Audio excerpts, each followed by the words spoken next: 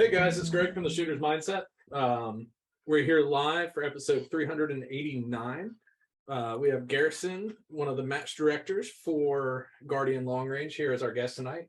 Jennifer, last I heard, was still at work trying to make those dollars to buy some bullets. So we'll go ahead and get started. So Garrison, for those of us unfamiliar with you, tell us a bit about yourself, kind of how you got involved in competitive shooter and eventually involved in Guardian Long Range.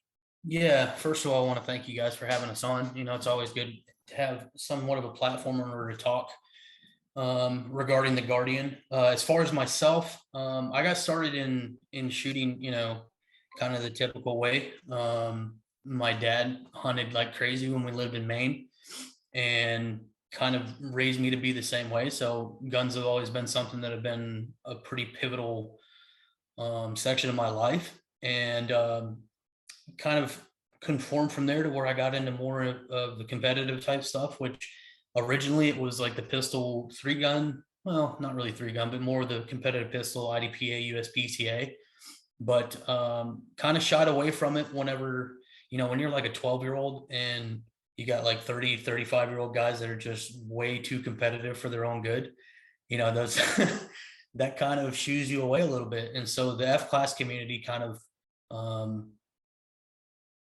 I guess I wouldn't say took me in, but more or less they had a lot more information that I wanted to know about because, as a kid, you see snipers and stuff like that. And you're like, oh man, those long shots and everything. Mm-hmm. So I wound up getting into F class a little bit more, learning how to shoot competitive at 600 and then went to 1,000.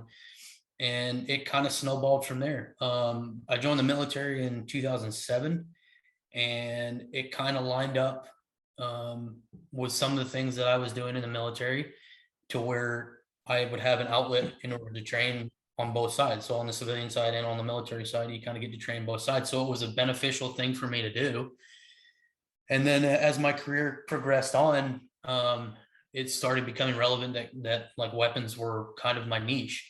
And, fast forward 12 years until I got out in 2018, weapons were pretty much the only thing that I really cared about, which is weird because I started out in aviation and went the opposite direction and went to the infantry after that.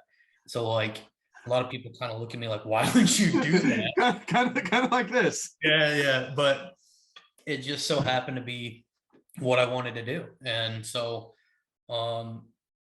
luckily enough, towards the last portion of when I was in, I happened to meet the guys from Kelbley's and have been shooting for them professionally for it's almost 7 years now. Josh, who is the other match director, also involved with the Guardian. He and I are both part of the Kelbley's team, and we happen to do the train up, the one-day train up, which Kelbley sponsors as well. And then, it's kind of, long range stuff has really taken over my life, to be honest with you. It started out as a hobby, turned into kind of a career, then turned into a profession, and now it's legitimately my job. I own my own shop and build rifles for guys all day long. And so I would say, if I hadn't gotten into this type of stuff, then I don't know what I would be doing. I'd probably still be an instructor for the military as a civilian, hating my life, So, but as far as the Guardian stuff, I got involved in the Guardian in 2000. Man, I don't even remember because I actually went to the very first Guardian at Bank Steel, and Gary and I still reminisce about that all the time. I didn't play a role like I do now until probably about 4 or 5 years ago, to where I started taking on a little bit more weight. And now, if people have always seen me as a match director and as a trainer, but what they don't know is that I'm also what they would consider the national match director for the Guardian. So all of the matches that are going on, all the things that are going on in the background, I have a little bit of a part in. And then, we'll talk about it later when we talk about the expansion of the Guardian and the direction that we're going. My role has changed once again, which I'm extremely happy about, and I'm really excited to announce. But does that answer kind of my background, I guess? I really don't go into the military stuff because it's not really people's business. I'll put it that way. Yeah. That was a good background. You said you were 12 when you started shooting F class? Yeah. Well, I say that I would dabble in it. I'll put it that way, to where, they would have the matches going on or whatever. And after the matches got over, I might, slide off to the side and shoot one of the guys' rifles or something, which at 12 shooting at the time, a lot of guys were shooting like 300 Wisdom or 300, short mag, or Psalm, or big 7 cartridges. Like that was a really big one, which has come back full circle now. A lot of guys are shooting the big 7s. But yeah, I'm already a short dude. I'm, not a very big guy. Like you meeting me last weekend or the weekend before last, I'm not a very big dude. But when I was 12, I was tiny, and I was getting hammered by those giant rifles, because F class, you're not allowed to shoot a break. Like you're just getting all the recoil, and the rad system and the recoil reduction systems that they have now weren't a thing. So yeah, I started out doing that, just kind of dabbling in it. And then I think my parents realized, he's actually, it's kind of like baseball. And like, I played baseball, I played golf, all of the things that a kid would do growing up, but just happened to be shooting was the one thing that was like, oh yeah, like it kind of fits that he goes that direction. So yeah, I started, I would say dabbling at 12, being serious about it more in 15. I mean, I built my first rifle as far as with a gunsmith, probably right around that age. So I've been doing it for a while. I just hadn't really been doing it as a business like I have now. That's really awesome that you got the young start, and kind of, it seems like you got to start a place where you built a solid foundation. There's so many people that are like, oh yeah, I started out in the woods shooting pop cans and developed all these bad habits. I still started out that way. I mean, dad take you down with the lever action 22 or the single shot 22, and you'd shoot at stuff. And in all honesty, like dads that are watching now, or people that are thinking about getting their kids involved into the shooting sports, those are the times where you get to judge whether or not it's going to be something they're going to be interested in. Because if it's one of those things where, I hand a rifle over to a kid and he's shooting a 22 and he's like, oh, it's too loud, or, this type of stuff or whatever else, even with ear protection, or they're scared of it or something along those lines, that's one of those things where you're like, all right, maybe, maybe baseball or maybe soccer might be something that's a little bit better for you. But then you see that one kid that's like, you hand it to him and it's like he's been shooting offhand his entire life, and you're like, ooh, I might want to grab this one. Which here recently, that's kind of what I've been doing as far as my business, to where I've been putting a lot more guys on my team that are like teenagers and younger. Because I mean, if we don't allow the sport to continue to grow and bring younger groups in, it's just going to turn into, I mean, I hate to say it, but what USPCA and IDPA and 3-gun and everything kind of is now. It's kind of stalled in that same spot. Yeah. Yeah, I agree that, there's nothing really better for our sport than, getting a broad demographic, getting young people involved, ladies involved, just. Yeah, no, 100%. Yeah. Yeah. I mean, diversity as well. Like if we're going to go down that road, I mean, Gary might have been one of the first black guys I'd ever seen in a match. I mean, just being brutally honest. And now, because of Gary, it's like every Guardian match, I happen to see one or two more, black guys that are, or women that are showing up. It's awesome. Like, because right now, that whole mantra of how the US is acting and everything towards one another, it's just good to see that, because it's like, and maybe there is a little bit of hope, Yeah. And that's one of the cool things, a big part of this for me is more so the people at the matches and having a good time with them than like actually shooting. Like I love shooting, and I love when I shoot the targets and not the dirt next to them, even more. But it's really cool that, you'll have a squad and, it still could kind of look like, oh, this is a bunch of rednecks, a bunch of redneck white guys with beards. But within that group of people, you got one guy that runs a backhoe, another guy that's a lawyer, another guy that's a professional pilot. Then you got your military guy. Then you got, your lady nurse over here. Then there's your male nurse over there. And, here's the guy that turns wrenches. And, here's the guy, he just sits at home and clicks buttons on the computer and somehow has like $20 million in his bank account. Yeah. So it's cool that, at these matches with these crews of people, we don't really care. It's like, oh, you like shooting guns. I like shooting guns. Heck yeah. You want to eat some food after this? Because I also like eating food. Do you like eating food? Yeah. Yeah, where's the good spots at? Like, that's the question. Like, if people come to the Southeast, like here arena, because I live 25, 30 minutes away, that's always the question. You get done with a one-day match, where are we going to eat? Fourth and out, always. Oh, Jesus. Uh, so let's kind of dabble a little bit deeper into Guardian Long Range. What is it and what's the mission? Okay, so for people that don't know, the Guardian Long Range is a 501(c) nonprofit organization where we put on 2-day events. They're always 2-day events. They're kind of, we'll get into the differences between the team and the individual events, but we put on these events and hold raffles where people will donate, and all of those donations will go back to an organization within the area in order to help with orphanages, adoption agencies, child advocacy centers, sexual abuse centers, like anything that has to do essentially with people that really, really need help, mainly in the child area, because I mean, you know, there's nothing worse than hearing about, you know, a bunch of kids that had to be pulled out of their house because, you know, their family is abusive, or because they were left there and their parents left, or you know, just something along the lines of trauma that they've had.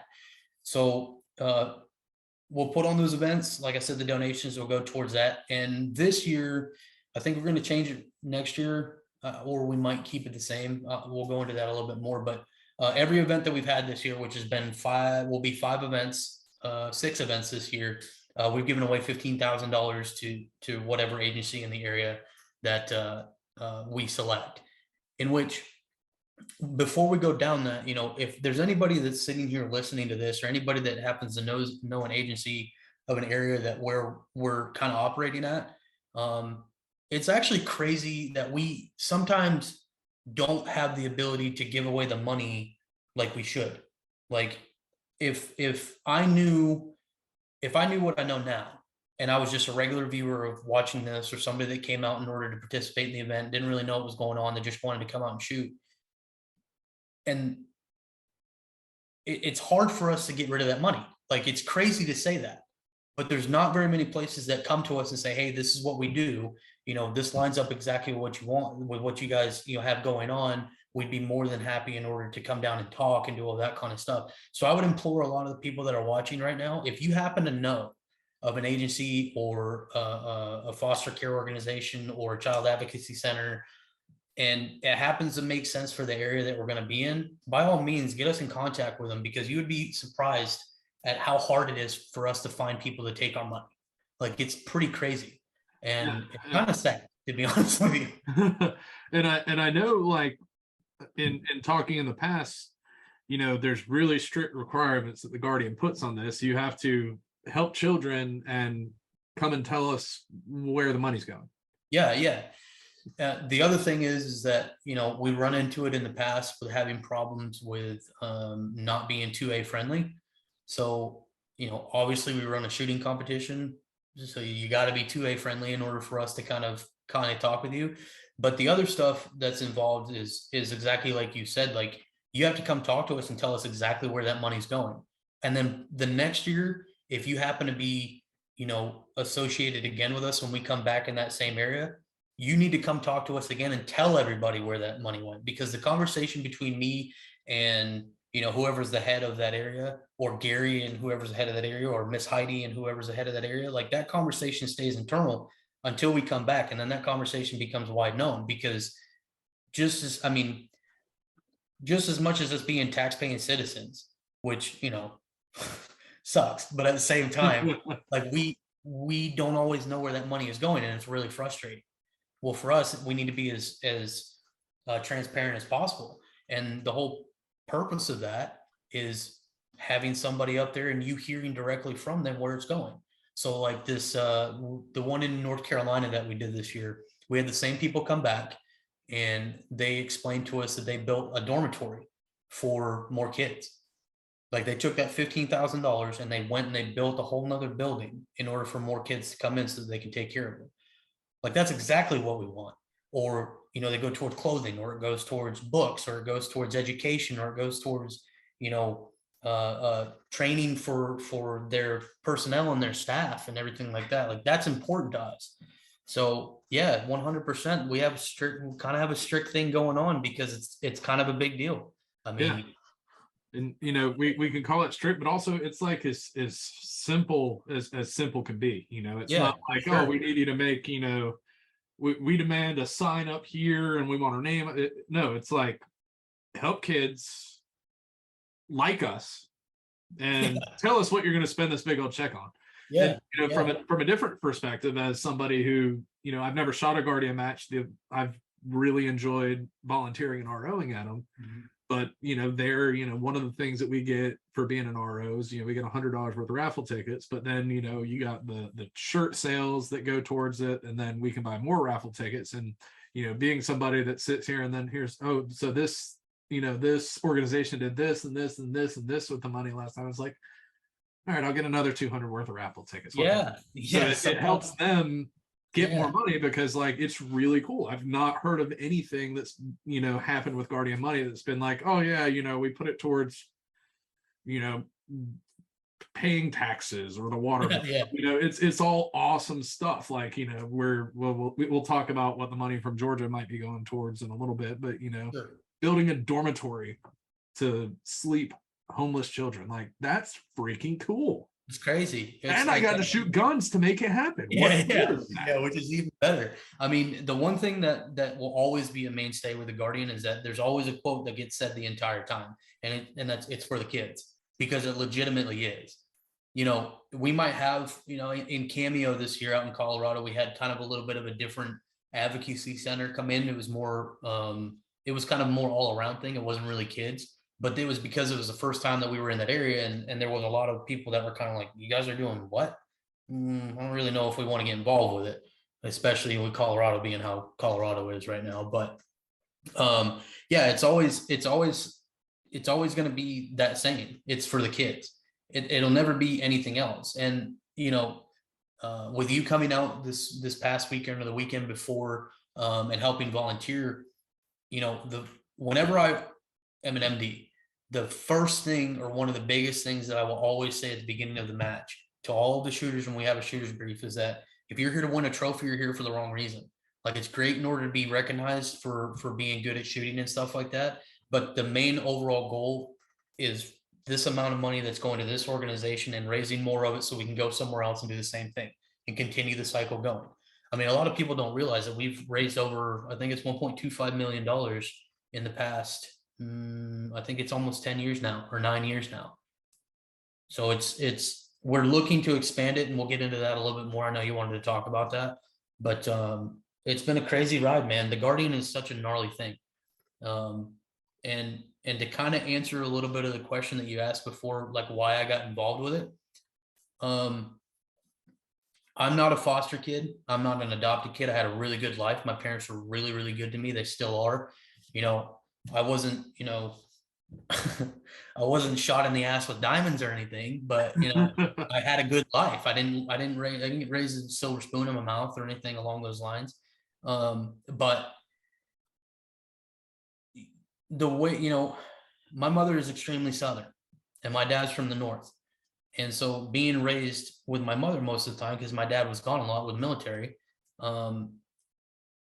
you get kind of a different moral view of things than you would in other places. I mean, you live in the Southeast now, you kind of understand like how, or you've lived in the Southeast your whole life, or yeah. So you kind of understand what I'm getting at. It's a little bit different. So the children thing, I don't know why it hits me a whole lot different, because I've never had any of that ever happen to me. And I think it might be the reason why I'm involved with it, because I lived a really good life and I had a really good childhood, and it's really sad to think that somebody else couldn't have that same experience. And so I think it hits you exactly the same way it hits me. I wasn't rich. I didn't have every toy I could dream of, but like I had absolutely awesome parents. They're always supportive of anything I wanted to do. And yeah, I never went without anything I needed. And yeah, they were just really, really good to me. And like, just thinking about the fact that, there's little kids out there that don't have that, and this is an opportunity to do something really fun and raise a boat ton of money for these kids. Yeah. I mean, the last portion of that kind of hits me a little bit in a different way is, I mean, not trying to go all churchy and everything with everybody, but I am a Christian. But I'm not the type of Christian that, I think that I have to sit in the church pew every Sunday or every Wednesday or every Saturday night in order to know that, God loves me. And so this is, I mean, in all honesty, whenever I travel and go to these different places, when we get together and have our meeting either after the match or before the match or during the match or whatever, like that's in all honesty, like my church time, like where I get to, feel a presence that I don't feel anywhere else, other than maybe a select few places that are special to me. But it hits me in that way as well. And that's not me trying to go down the whole church road, because I understand that some of the people that are viewing, they don't really lean that way. And that's completely fine. Like, the Guardian is not a place where we're going to try and convert you over to being a Christian, because it doesn't take just Christians in order to create a safe lifestyle for kids, or a safe place for adopted kids or foster kids or something along those lines. It's not just Christians that do that. Anybody can do that. But for me personally, it legitimately is my ministry. It is 100% my church. And I take it very, very seriously whenever we go from place to place. Yeah, I fully agree with kind of everything you said there. And a big part of being a Christian is being accepting of everybody else. Yeah, 100%. And we don't care who you are, what your religion is, anything like that. It's a Christian thing to help kids. And if you want to, I don't care where you go to church. If you want to come out and help the kids, heck yeah. Man, you want to get involved, bring it. Come on. Yep. So let's go back in history a little bit more of where did the Guardian get its start from? Where did this crazy idea come out of? Yeah. So for people that don't know, Gary Larson is the founder and the president of the Guardian. Man, I honestly don't know the entire story of how he decided to do it, but he just had a wild hair one day that he wanted to do something, because he's a foster kid himself. And if you've never heard Gary's story, that's one of those ones, as a grown man, I have to walk away sometimes whenever I listen to it. And I've heard it probably a million times. And every single time I'm still like, that one, let me go over here real quick and kind of get away from people, because his story is so overwhelming.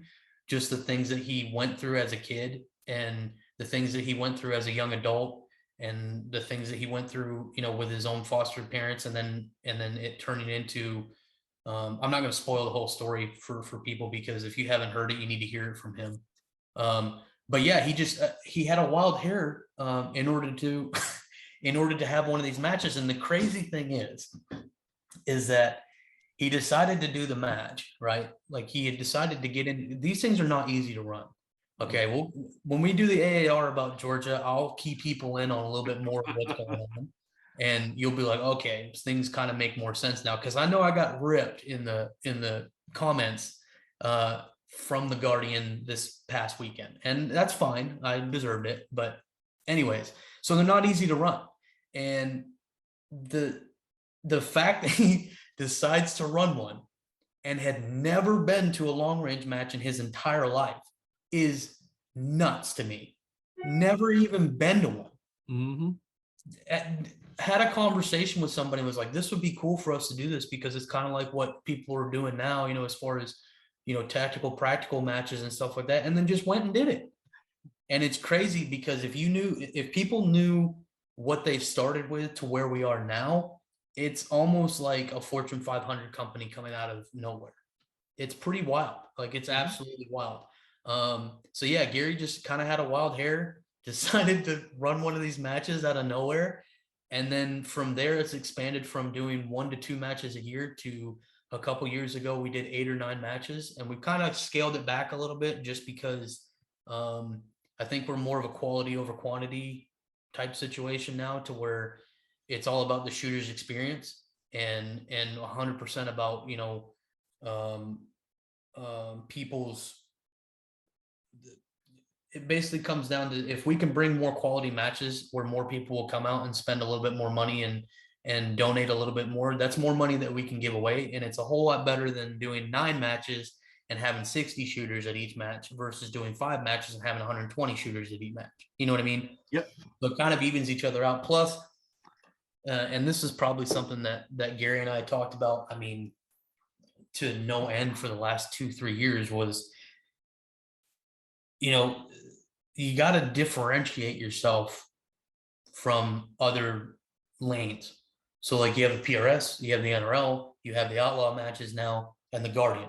And we've always wanted to be separate of everything else so that it was more welcoming for newer shooters, younger shooters, even older shooters, like all shooters, in order to come have a good time and learn and donate to something they can feel good about. And, you know, admittedly, we have probably the best prize tables in all of those areas, in all honesty, which isn't really the point, but it kind of is at the same time. Like if you're going to donate, then, you know, it's nice to know that you might be getting something that's like a huge table worth of stuff. Like it's pretty awesome. Mhm. And we take a lot of pride in tailoring the matches in order to be like towards that lane. We're different. That's what we do. We're different. Our, you know, the shooting and everything might be somewhat the same, but we're really pushing, and I'm taking it like upon myself to really push next year for the match directors to get more creative. Like it's got to be more creative, because if I go and shoot at a specific range the weekend before we have a Guardian, and then I come back and the course of fire is the same, it's kind of not as fun for me. Now, the people that are coming in from other places are like, oh, this is great and everything. But the guys on the inside are like, man, you know, we do this stuff day in and day out. So we're just trying to tailor it and make it different. That's the thing about the Guardian, is we're different. And it's always going to be different as long as Gary and I and Heidi are involved. It'll always be different. Yeah, and I mean, you know, we'll touch on this a little bit more when we get into the match at Arena a couple weeks back, but yeah, that's probably the place I've shot more than any place else in the entire world. I mean, I shot lots and lots of matches out there at Arena. Yeah.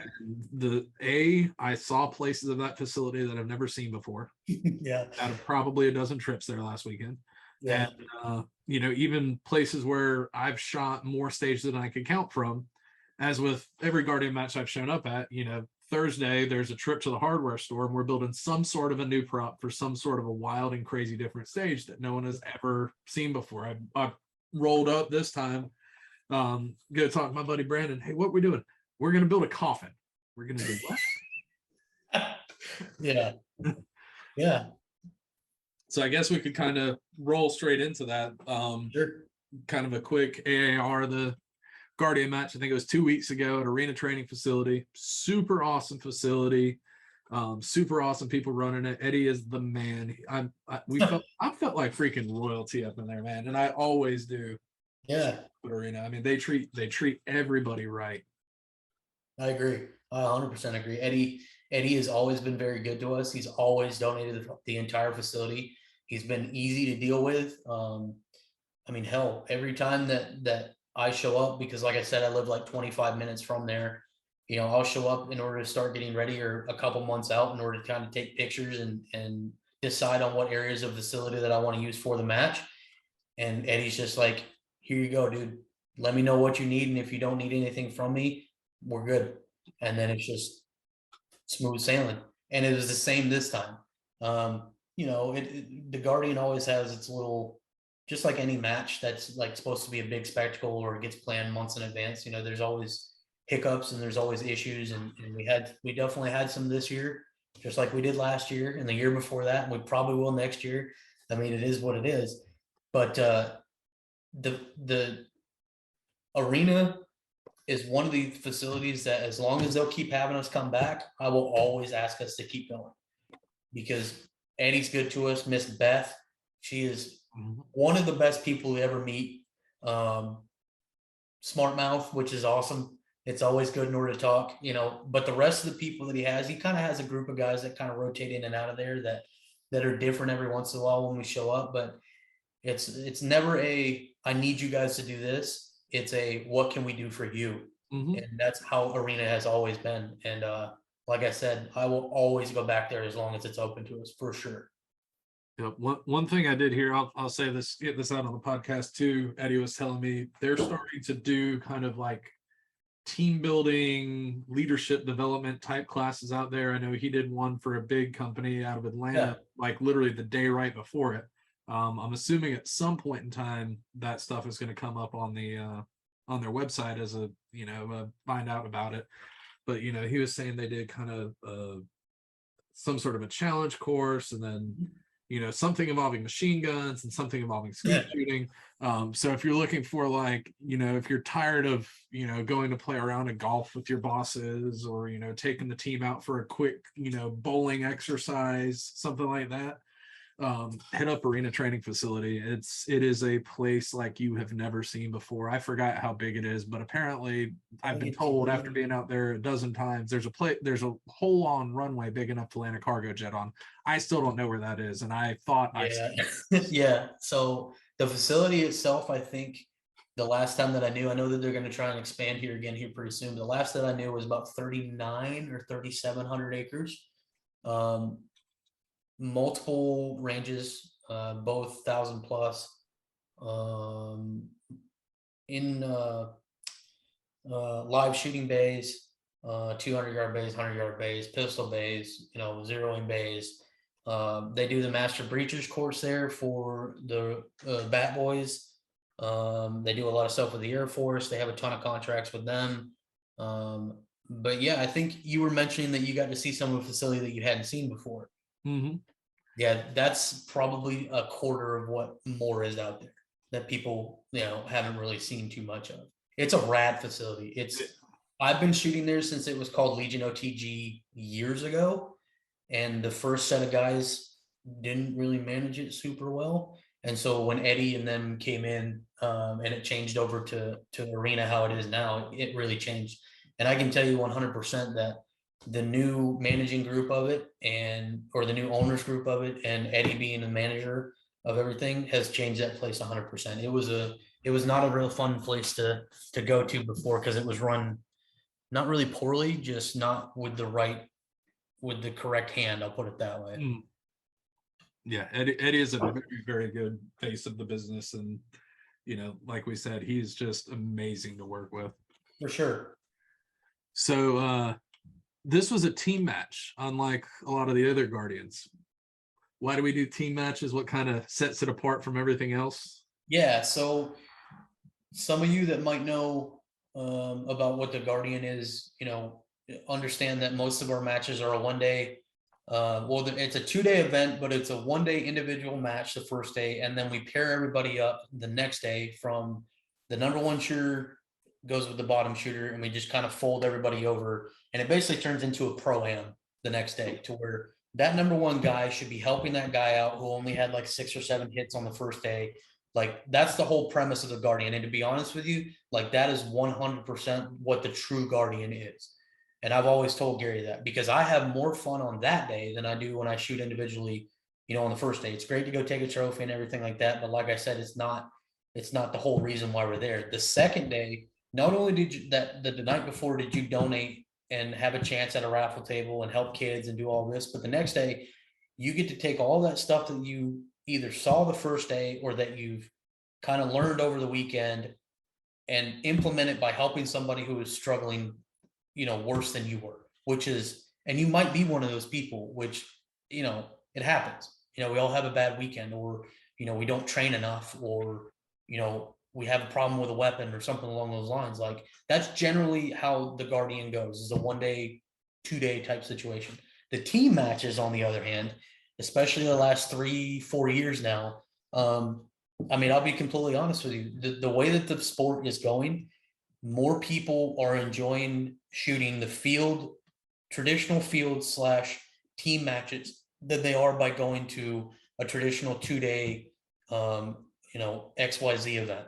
I'm not going to say names because it doesn't really matter, but it's just the truth. I can sit there and talk to 50 shooters, and I guarantee that 40 of them will tell me that the whole field practical style shooting is way more in line with stuff that they like to do than going to a flat range and shooting the same course of fire over and over and over again every weekend in the month or whatever.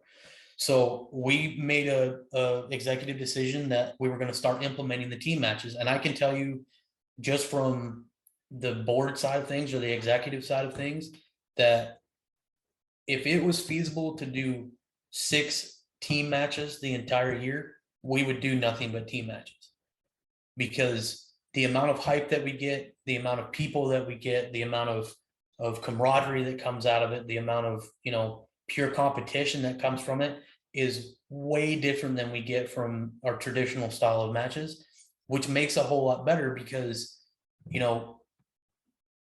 guys actually take it serious. And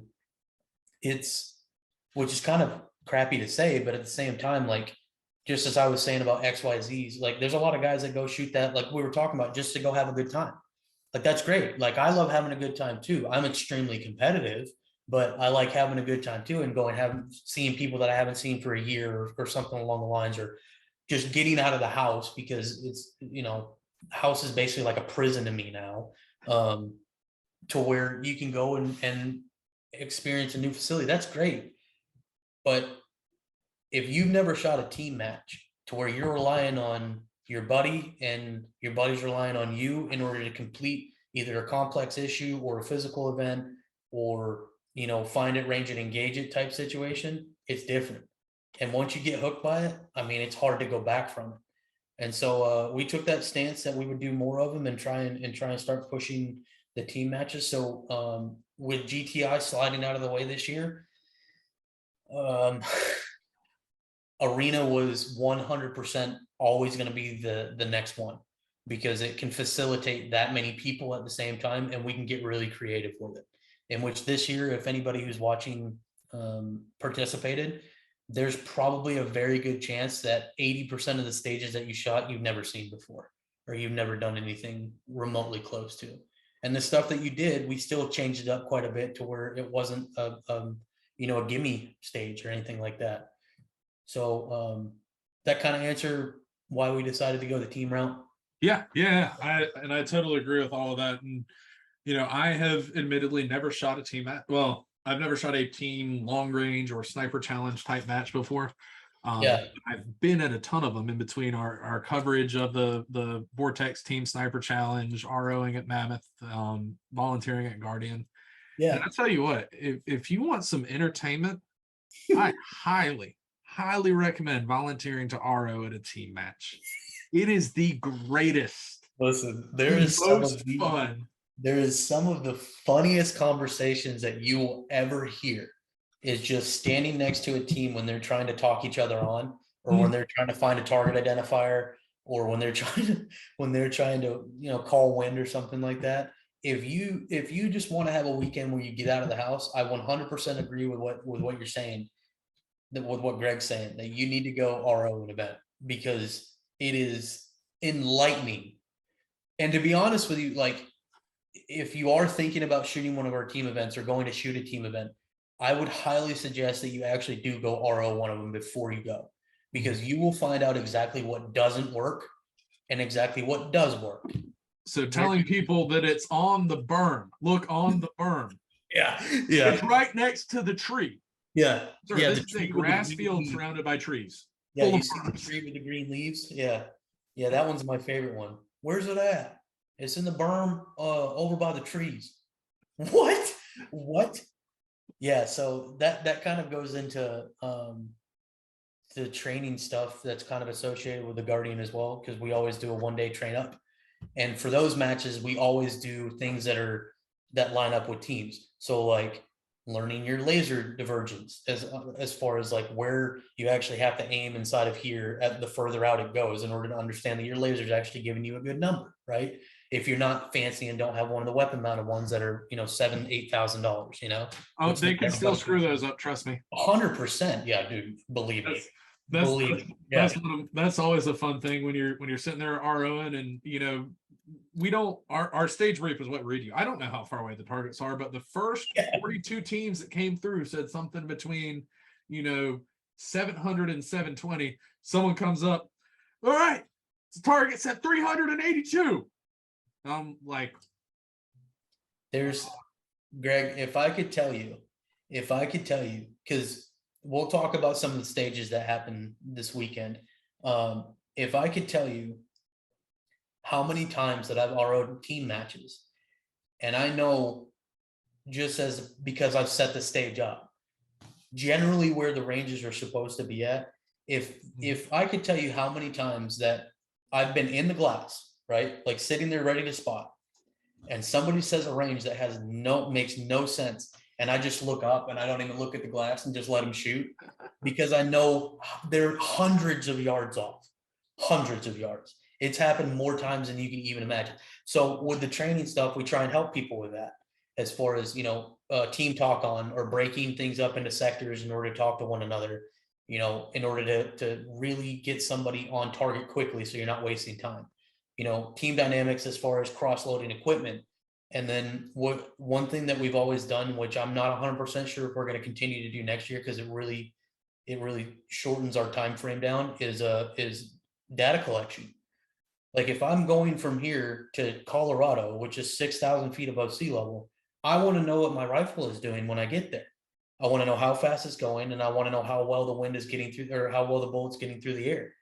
So my data is going to be significantly different than the 285 feet above sea level that I am here. So we do that. Yeah. So we do that as kind of a one, thank you for taking the training class with us. And two, we want to help you out. Like, we don't put on these matches for people not to make hits.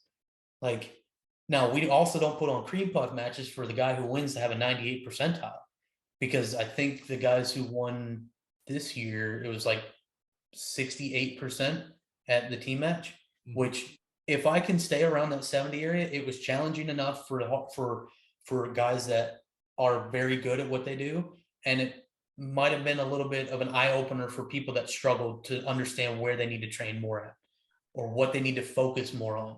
So yeah, I'm kind of rambling a little bit, but there you go. Yeah, no, that's all good. And the flavor, that's a good way of describing how the course of fire was set up. I didn't see every stage. I definitely painted a majority of the targets on one of the ranges. Sure. But everything, the way the stages were written, they were challenging stages, but not many of them were stages where a new shooter would walk up and get a 0 on every stage. I had 0s on my stage, but they were the people that called the target at 780 something, or the 700 yard target at 400 or 300 or whatever it was. People with major issues, guys that their guns just weren't working. They were able to find the targets, but it was a challenge. Sure. The good teams would find I had one team that found the target before they got on glass, or had an idea of where the target was before they were on glass, because they walked up and they're like, "Yes, we are ready, sir. Whatever you say." Yeah. But for the most part, the good teams will be able to find the target in a minute to a minute and a half and spend the rest of the time shooting. Yeah. As the challenge teams, it may be 4 minutes and only 2 minutes to shoot, and they might have ran out of time, but by God, they found the target and they shot it a couple of times. So with that whole 6 minutes, a range of shooters can still come off of the stage feeling successful. Yeah. And that's, depending on who you talk to, because you're always going to have some people who are going to complain, which is fine. You spent money, and it's something that you weren't really happy with, or the stage didn't really work out to where you wanted to, or whatever. If you want to look at it that way, as a glass half empty, that's fine. But the purpose of a lot of the stages was to challenge the more experienced shooters, right? Because it is a team match. Like, if you're thinking about going and shooting a match for your first one, a team one is probably not the one you want to do. It's just plain, like, in all honesty, it really isn't. You should come shoot one of our 1/2 day things, individual, and then the team thing on the second day, so you can learn a little bit more. 100% that needs to be. And I'm telling you, if you're listening and thinking about coming to one of them, and you're not really well versed in a lot of not really advanced stuff, just more or less like you don't have a really good flow of how things are going yet in your shooting lifestyle, don't come to a team match. Come RO for sure. Come RO 100%. Come RO and get a vibe for it. But you need to go and learn a little bit more before you jump into it. So, but the people who do show up, they've got a little bit more experience, and we want to challenge those people to where it's not one of those things to where you showed up and you took 80% and it was like, ah, yeah, you know, it was a good weekend, but it wasn't really challenging. It wasn't hard enough, or the mental games weren't hard enough, or the physical stuff wasn't hard enough, for finding the targets, you know, that type of thing. We try and balance everything out, but I will admit that this year, and I know that you didn't really come to my side because we split it up. Um, we got a little spicier with it this year than we usually do. And that was based on the fact that a lot of the guys that are starting to come out of the woodwork are guys that are more experienced shooters. But we do have to, it's just like when you teach somebody something, like you have to teach at the lowest level of the group of people that you're there with, even though it's kind of like, I wouldn't say that it's annoying. It's not annoying. It's never annoying. But like, if you're a teacher and you have a group of kids and you know that this one kid is learning at a much slower level than everybody else is, you know, you still have to like pertain to that kid. Like you can't just leave them there and be like, nah, you're just not good at it. See you later. So we have to do the same thing with the team matches. But yeah, this year was a little spicier. Josh's side, which was the KD side, you know, you could probably talk more on that than I could. I mean, I talked with Josh quite a bit about his stages. I know the stage designs and I know how he wanted to do things, which was vastly different than the way that I do things. But with it being that we could use both of the facilities or both of the ranges at the same time, like it was just made more sense to run both of them at the same time. I think Josh's side was more of the mental game, if I could kind of think of it as that, to where he had a lot of, you know, mental challenges that you had to kind of complete before you were able to even start shooting, or a diversity of targets that were spread across quite a area, even though we're kind of secluded a little bit on that side because they all have to be in berms and they have to all go one way. So if I don't know if you were privy to that, but as far as KD at Arena, where the firing line is at is actually an F-class range, and they offset the firing line to where it has to go more at a little bit of an angle to shoot away from the highway, because we're not shooting into the back berms on the 1,000-yard line. So they all have to kind of be offset. They all have to be within berms so that you don't get any, you know, flyers going out of the facility, which, hey, if I was Eddie, I would do the same thing too. I mean, you got to have that safety. So that's kind of how KD, now UKD on the other hand, 3,600 meters of freedom there, bud. Like, here you go. Just be this way and make sure that everybody's kind of safe on the firing line, and let's go at it. So I had a little bit more freedom to do a little different things. But if we want to go through it, I mean, kind of how KD run, I mean, you can tell your side of it, and then I could probably talk about UKD quite a bit more, seeing that it was the biggest headache of my weekend. Yeah, I mean, I have a high level of a lot of the stages, but while the match was running, I didn't have a chance to step away for 1 second. We just had shooter after shooter after shooter, but he did a very good job of making it difficult to know what targets you were supposed to shoot. As far as, you know, there was a riddle with one where, you know, you had to solve these dad jokes almost. Yeah. That was good information. Kind of a Josh thing. That one looked fun. Yeah. But it was challenging on that level. There were mental games. You know, you had to solve a riddle on one. I think there was a memory something, another one. I'm not totally positive. But then the targets, they're all out there. You know, they are, again, within, you know, center or center to right. No really shooting to the left. They were all on berms, but there was a lot of trickery. There was one berm that when I was out there setting up targets, I'm like, why are there white rectangles spray painted on this berm? At first, I'm like, it looks like some dummy tried to paint a target here and then made a mess, but it was opposite. I'm like, no, we 100% did that on purpose. and I felt bad afterwards, but at the time I felt so right doing it, because that is the first time that we've kind of had the ability. Josh and I had talked about doing that for years, just messing with people. But a lot of the matches that we put on in the past that don't have berms, so you can't really, like, unless I'm standing at the shooting line and looking through a scope and telling him where to put a circle at on the ground, it doesn't really make sense. But with berms, on the other hand, you can put diamonds, you can put circles, you can put squares, you can put whatever you want. And when we did it, Gary was out there with us, And, you know, there's a picture on Instagram now of us standing in front of the targets, kind of smirking at the fact that we did it. There was a lot of people that were like, oh, this makes way more sense now why I didn't get any points on this stage. Yeah, that was a dirty one. I'll admit that was a dirty one, but it is funny. And I probably will do it again in the future. Yep. And then there was all the way, not all the way at the back berm, the berm behind Wispy Berm off to the right, the long one that we had 5 targets on. Yep. Out past that, there were those 5 paper IPSCs. Yeah. That were so far out, hidden behind trees, you could barely see them. I had one guy shooting at those, and he's like, I think I'm hitting it, but it's not moving. Oh, sir, there's not the wristwatch with the big, bright orange picture frame around it next to that. I'm glad you guys did there were a couple of your target indicators on that were a little bit further out.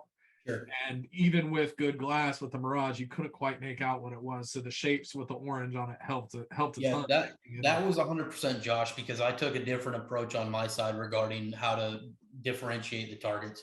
But yeah, no, Josh, I actually, if we're being transparent with one another, you know, I got a little aggravated with Josh a little bit because I didn't think that those signs were going to work as far as being next to the targets. And the reason for that is that, you know, I've shot arena a lot. And I know that lane in particular, when the wind comes through, it comes through heavy. And so I was like, paper in the middle of the field on target backers, or not on target backers, but on stakes that are barely pwned in. Like, I don't like where this is going. I would much rather it be on the target. But kudos to Josh. It doesn't seem like, I think he might have had 1 or 2 malfunctions regarding those, but it seems like they actually worked out fairly well.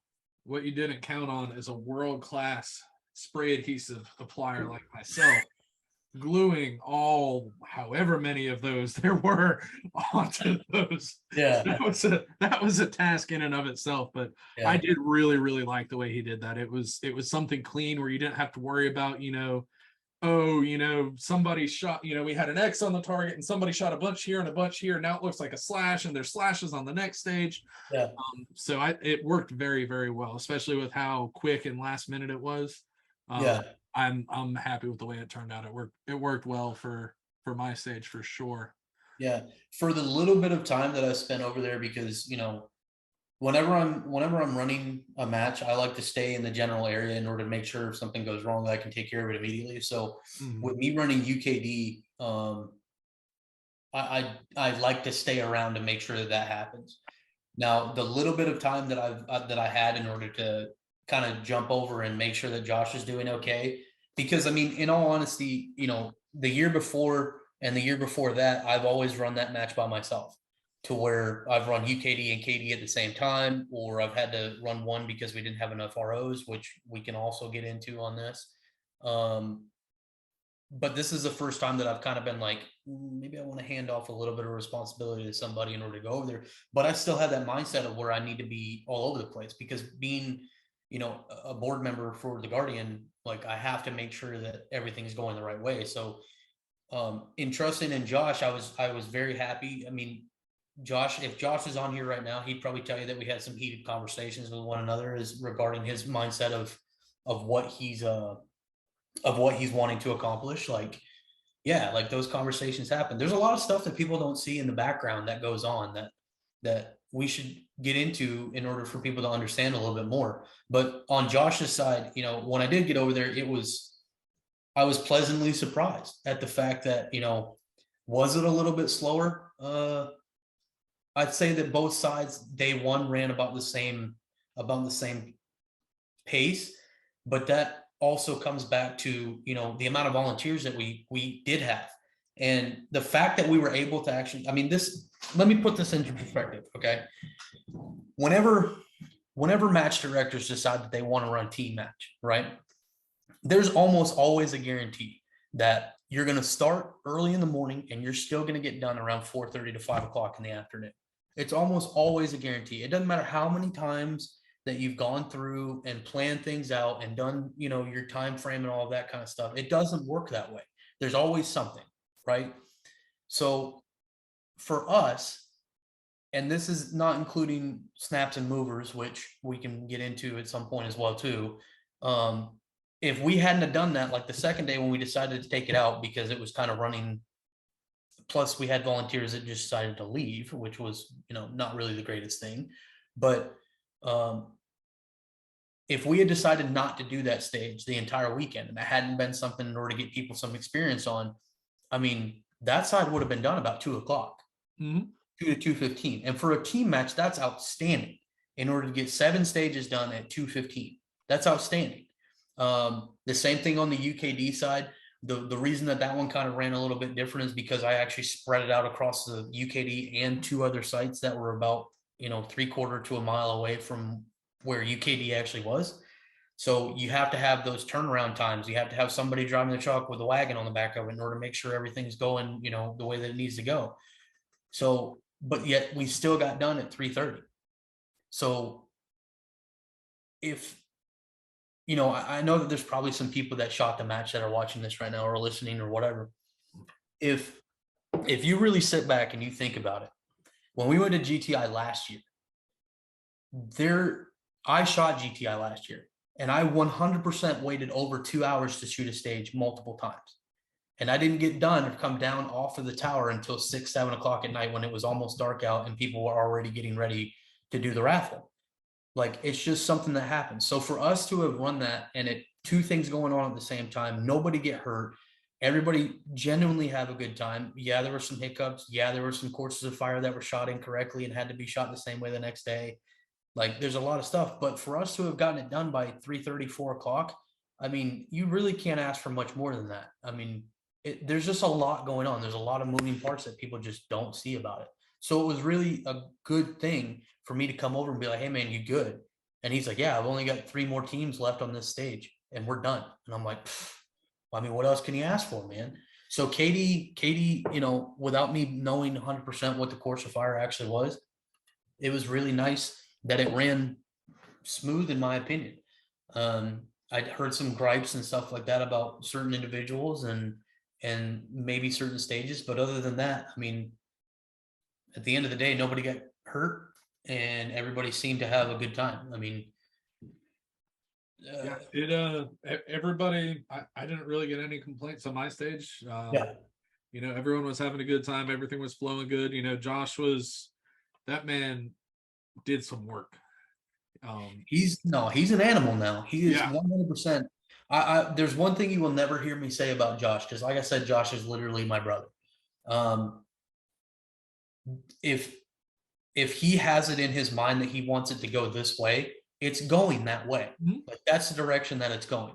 If he has it in his mind of this is the type of stage that I want to design, he's always open-minded in order to kind of finagle it. Because I mean, as you saw when we were setting the stages up day 1, or we were planning things out kind of day 1, when everybody on Thursday, on Thursday, I'm not bashful to say that, me running more matches than Josh has, I will walk in there and say, Josh, it ain't gonna work like that. Like, the stage is not gonna work like that. I get where you're coming from, but we got to tweak things. Like, we have to figure out where the shots are actually going before we do any of the physical stuff before. Like, you have to get the stage out of the way before you do your mental thing, or before you do your physical thing. And Josh has always been extremely open to stuff like that. And it showed that weekend because he changed a lot of things around that he originally planned. And I have to say that I got to give kudos to him, because if he hadn't been malleable the way that he was, I don't think it would have run as well. Just plain and simple. Yeah, and he was very open to any improvements. I know I got out there and I looked through my stage brief and I looked at my targets and I was like, hey, these 3 things, I want to do them this way because I think it'll make it run better. And he's like, yeah, perfect, dude, do it. And I did that before the first shooters, ran everybody through that way, and the stage ran great. Yeah. So what would you call out of all the stages of the match, your favorite tricky, fun, different stage? If there's one stage to define this. Oh man. So on my side, for the guys who have shot it, well, for the guys who didn't shoot it, there were a couple stages that I designed that I know that we hadn't done before, and I know that nowhere else had done before. And 3 of them come to mind, and I'm really trying to narrow them down because, like, my side, I would have to say that I mean, if you were to ask one of the shooters, they probably would tell you that my side was more difficult as far as the shooting aspect of it, because I made it more difficult. The first stage that comes to mind is what we call the trap house, which is this old, grimy, nasty building that you have to build. You have to basically fight your way into, and then you have to build a position inside of and engage targets out the window.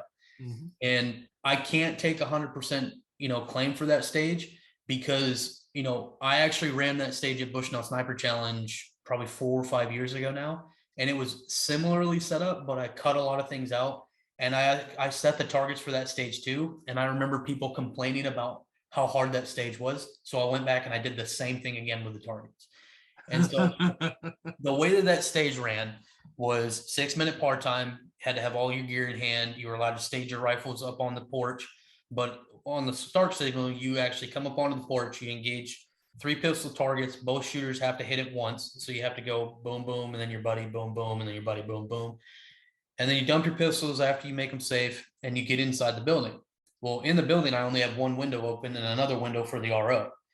Out that window, there's a lane that goes across the street and goes up the hill. And the furthest shot was about 955, 956, somewhere in that range. But the tricky part of it was that I set up the targets in order to generally look about the same size from the same place. So the way that the land kind of went, and I'm going to try and do this in order to explain it. Out the window, when you look out the window, all you really see is an uphill, and then you kind of see a crest and then an uphill again. But what you don't see is that it goes uphill, falls down away, comes uphill, falls down away, comes uphill, falls down away, and then goes up the hill. So there's a lot of valley area that you don't see from the shooting position. So what I did is I put an IPSC, a 33% IPSC. Actually, it probably was a 25% IPSC, to be honest with you. It's only about that wide and about yay tall. So probably about 25 on the first hill.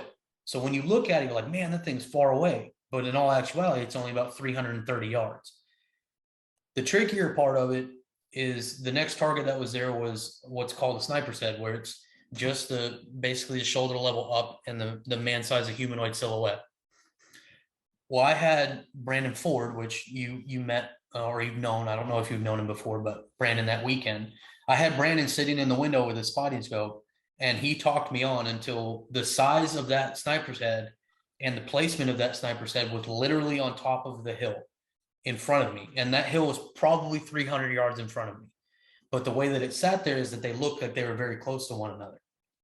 The next target back from that was an IPSC that was all the way down on the ground, buried in the ground, in order to make it look like it was further back when it really wasn't. It was only about 100 to 120 yards between the actual sniper's head and that target. The last two, I put one in the tree line to where you couldn't see splash. So if you made a bad wind call, you were kind of screwed. And the furthest one up and to the right was a huge Iron Maiden that if you got to it, I was going to give you that, because you can definitely get it with the laser. Now, as far as like that stage, other than that part being tricky, with a laser, you have to understand levels, right?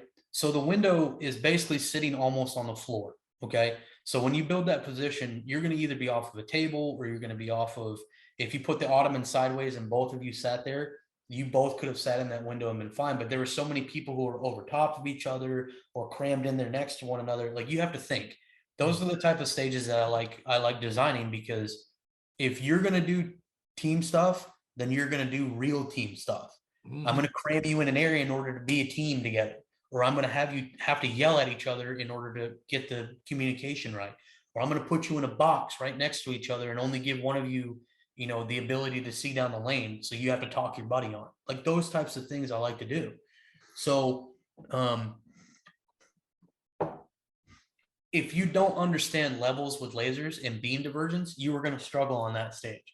Like, you were going to flat out struggle, because you could get that first target 330, but the second one, the way that I said it, if you didn't kind of set yourself up a little bit higher, like over your buddy, or like almost, to the bottom of the windowsill, like the top portion of the windowsill, you weren't going to get a laser down through there unless it's a really high grade laser, in which that wasn't the purpose of building that stage. Like, it's not, I never want to build a stage to where a piece of gear is going to give you an advantage. I mean, does it? Yeah. But at the same time, like, you don't need an $8,000 Wilcox in order to go shoot these teams events. Like, I've seen guys in the past that have just cranked a team event with a SIG 1000 BDX, you know, because they understood how to use it. They understand beam divergence and what I was talking about, and understanding where the beam actually is in the circle the further out that you go. So if you didn't understand how to kind of mitigate those issues that you were going to be running into, that was going to be a hard stage for you. And based off of the scores, there was a lot of people that had some hard times with it. That one was probably the one that most people will say, man, that was tricky. But target detection, which the range was brought way in. I mean, the furthest target that I think they shot on that might have been 300 yards, but only getting 60 seconds to look at a board of targets that you had to look at, and then those faces being plastered among 10 other faces that are out in the field. You know, a lot of people, I was actually pleased to say that a lot of people were really happy about that stage. And I think a lot of people put it as their number one. Yeah, I heard a lot of good talk about that one. Yeah. And that just gets your mind going. Like, not to talk too much about like the military side of things, but when you get an HVT packet and it has like people's faces and what they've done and all this kind of stuff, like, you're kind of forced to remember those people's faces. So if you can come up with snap calls as far as, hey, dude in the Adidas uniform, or hey, this dude's got a green hat on, the same guy that had the green hat on in the picture, like that type of stuff, those snap judgment calls, like that's going to be a good thing for you. Now, if you and your partner don't communicate well, it's going to be one of those hard ride homes where you're like, dude, I don't even want to be in the truck with this guy right now. Like, I can't talk to you at all because you just ruined that whole thing for me. So I wouldn't say that one was a tricky one, but that one was more of a mental stage. Yeah, like make you think. And then the last one that I would say that probably isn't really the trickiest, but more or less just includes something else that you got to do is middle of the tower. I did what's called what was the name of that stage? What did I call it? That's what we're talking about. Yell it out. I think I might have called yell it out or something like that. It was something along those lines. I can't remember. I don't ever remember what I call stages because they're literally something that I did at 4:00 in the morning the night before. Because we literally stayed up until 5:30 writing the course of fire for the first day, or for both sides. Like that's every Guardian. That's like a staple. We're up until 3:30, 4:00 in the morning doing that. But that stage, you started out, you were actually at the mini tower, which is next to the big tower at Arena. You had to engage pistol targets, but because it was wasn't a huge movement, but being on the clock and I could probably waste about 2 minutes of your time. Like, I made it to where only one of you has to hit for you guys to move to the next target. So you guys can just sit there and shoot. And if you hit it, then we can move to the next one. So I think there was 3 or 4 of those. And then you had to ditch your pistol after making it clear in the bucket. And you had to run underneath the tower into the middle section of the tower, the first set of stairs, which is like 2 connexes high because the tower is 3 connexes high. So you go into the second one, and I am a huge heavy metal guy. Like, I really like when I'm working in the shop and stuff, I generally don't hear the phones going off because I'm cranking loud music because the lathe is on and I can't hear anything anyways. So some of the music that I like to listen to was some of the stuff that I decided to play. And for some people, it was a shock because it was heavy stuff, but it's blaring in that room. And you and your partner have to draw cards for symbols that are on the targets. So I'm shooter 1 and I come up and I get into a position off the table. I draw a card. I have to yell that card to my partner because he's going to engage that target first. So not only do we have to find it, but we have to range it. Then he has to engage, and then I get to engage the target. Then he has a basket of symbols. Now he grabs a symbol out, and that's the next symbol. I engage it first, then he engages it. I love that stage, and that's probably going to be one that I always bring back. I think I've done it for 4 years straight now. GTI is one that we incorporated that in as well. That was worse.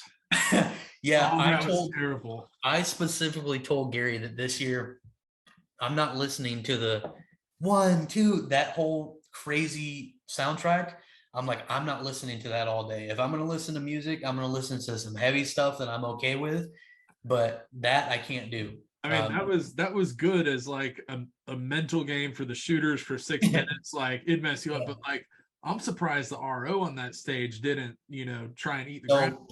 Paul was RO in that stage, and if you guys know who Paul is, Paul's kind of a reserve guy, not really a reserve guy. He's just kind of a no BS kind of guy. Great dude. So glad that he was on that stage. But it was funny because after day one, he was like, because I told him to repeat a song. I wanted him to keep repeating the song. And if he had repeated it, it would have, I'm so glad that he didn't, because he would have just been like wanting to hurt everybody when he but he came off and he was like, halfway through the day, I kind of turned it down a little bit because it was, starting to get a little much.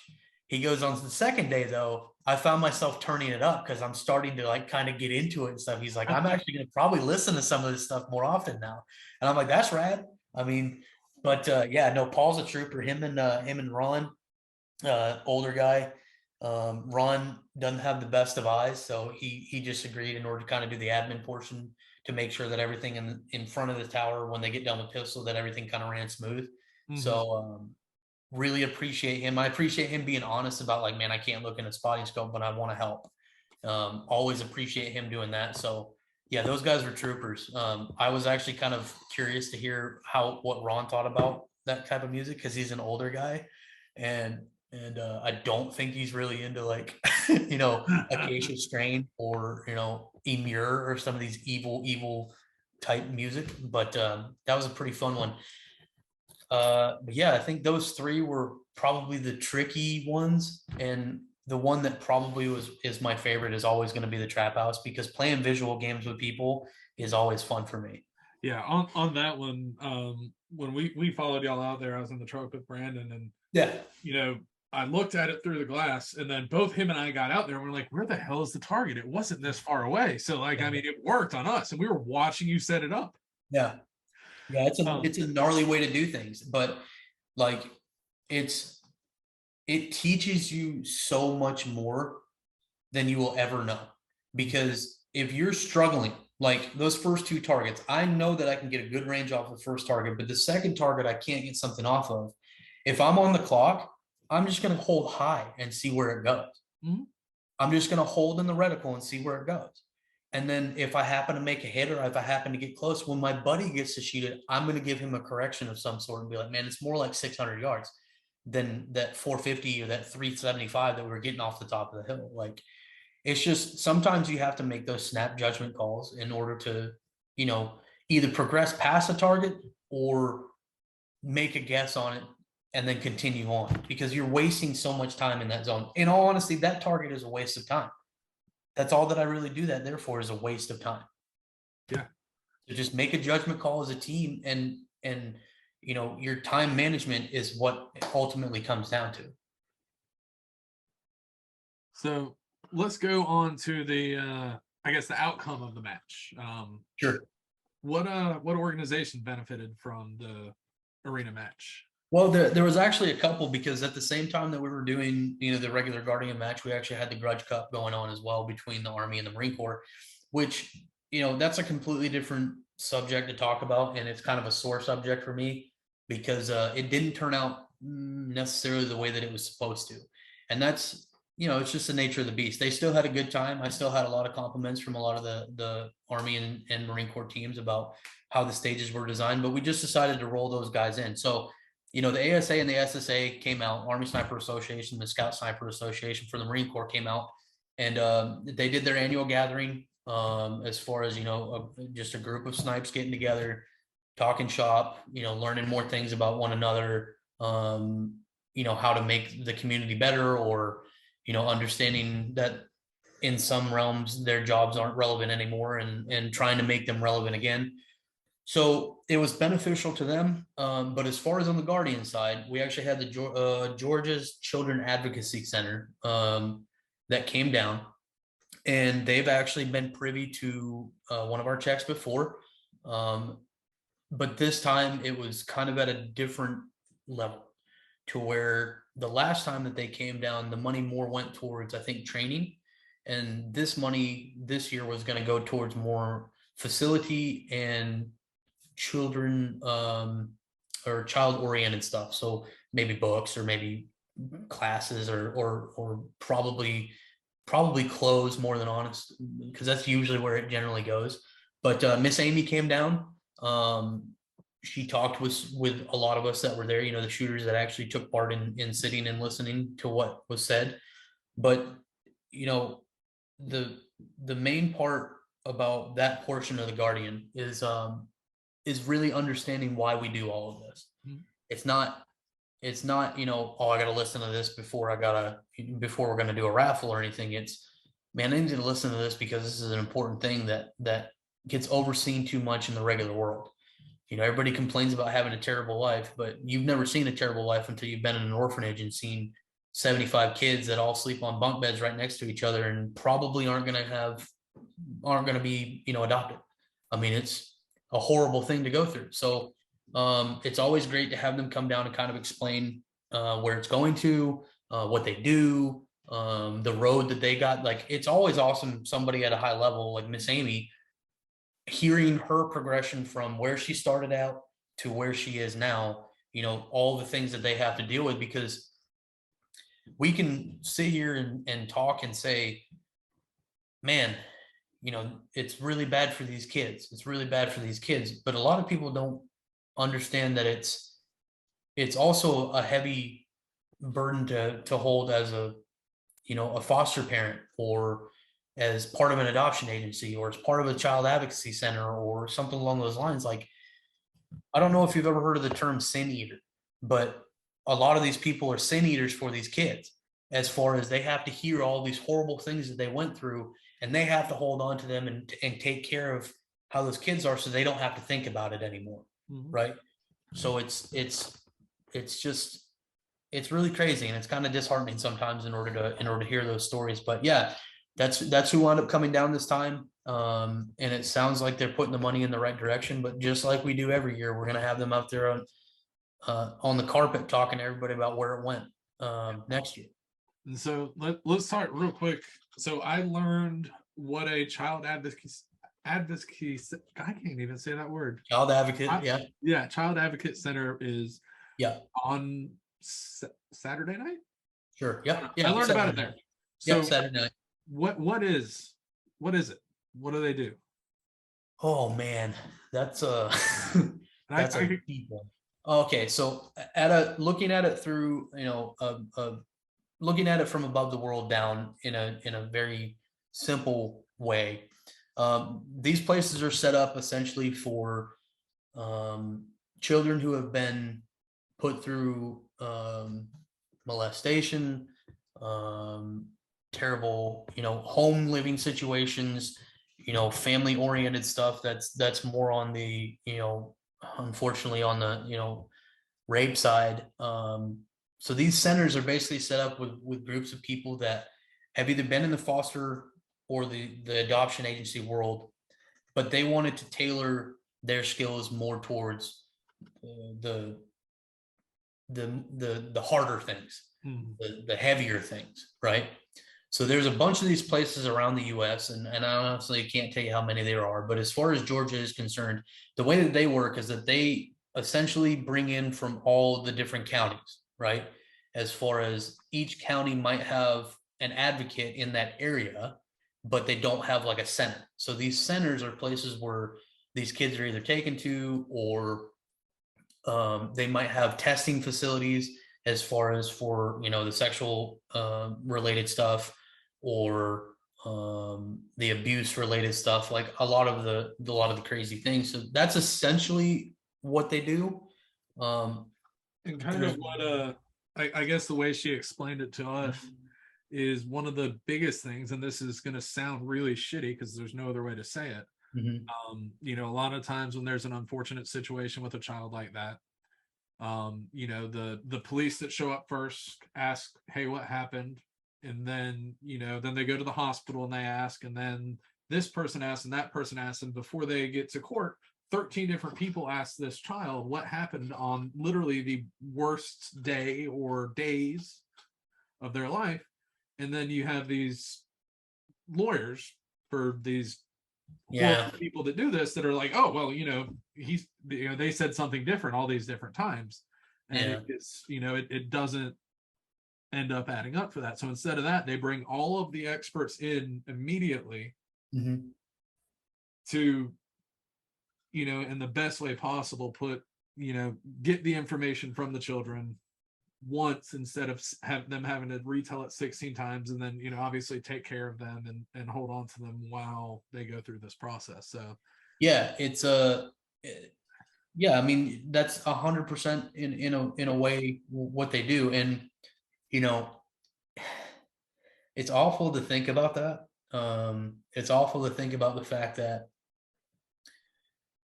I don't hold anything against lawyers. I don't hold anything against people that are defendant lawyers or anything along those lines. But it's almost terrible that somebody makes their living by speaking against what a child has gone through, because there's 13 other people and one of them said something different.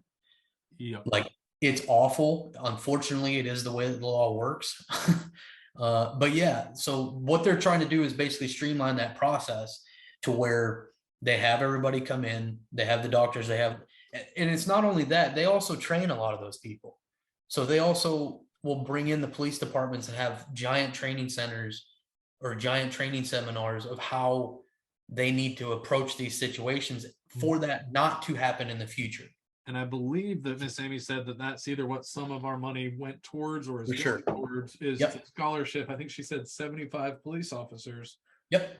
To bring in a world-class expert on how to recognize victims of abuse, how to interview them and stuff like that, to really, help out our children and, make a better world for them. Yeah. And when we first started, I wouldn't say when we first started doing this, but when I first got involved with the Guardian, you would hear a lot of these places that would talk about it going to the kids, or it going to food, or it going to like I said, dormitories, or going towards clothing or books or school or whatever. Now we're starting to hear a lot more places that are using it for training for adults, which to me, if you don't have an even split of the two of those, then something's wrong. Because if I'm sending nothing but money, which is great and everything, that's great. And I'm never going to say anything bad about a sender that wants to do nothing but stuff for the kids, because I mean, that's what our slogan is it's for the kids. But at the same time, if you don't have the right people trained the right way in order to take care of those situations, you're just going to have more kids in those places versus kids getting out of those places. I mean, plain and simple. If I have a group of cops that are in an area that are notoriously known for not handling the situation correctly, I'm probably going to be able to go to a foster or an adoption agency and see a whole lot more kids than an area that has training in, readily available for officers or for advocates or whatever. Probably not going to be the same thing in that area as far as, how many kids are there, or how many kids have had that happen, or how many people have not gone to jail because of something being messed up, right?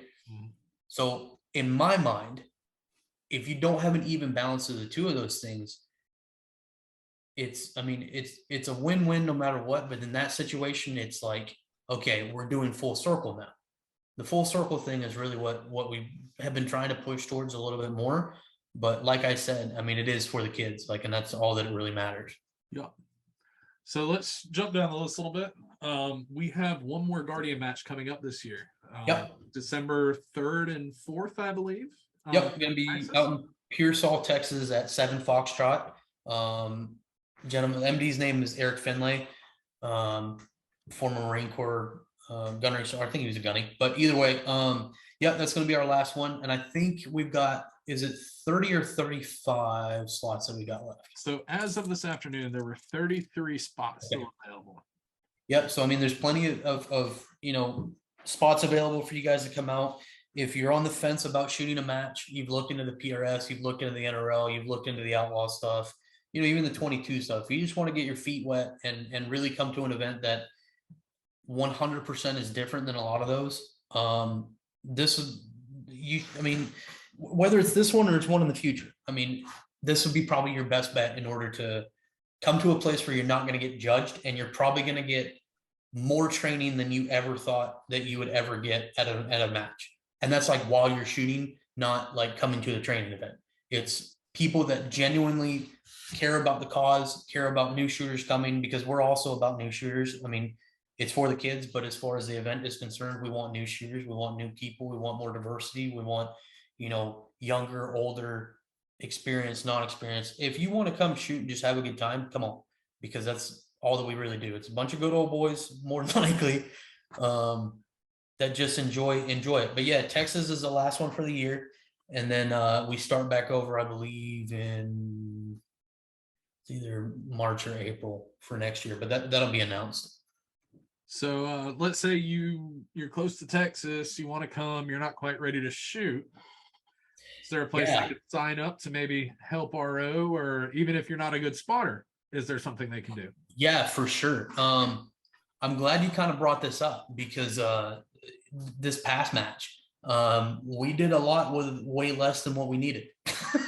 Like a lot. Like I'm not gonna lie, to every other RO out at that match, y'all kick some ass. Oh yeah, man. Yeah, for sure. There was, I mean, not to dwell on it too much. I mean, there was a couple things that got messed up and kind of messed up how stages were supposed to be run.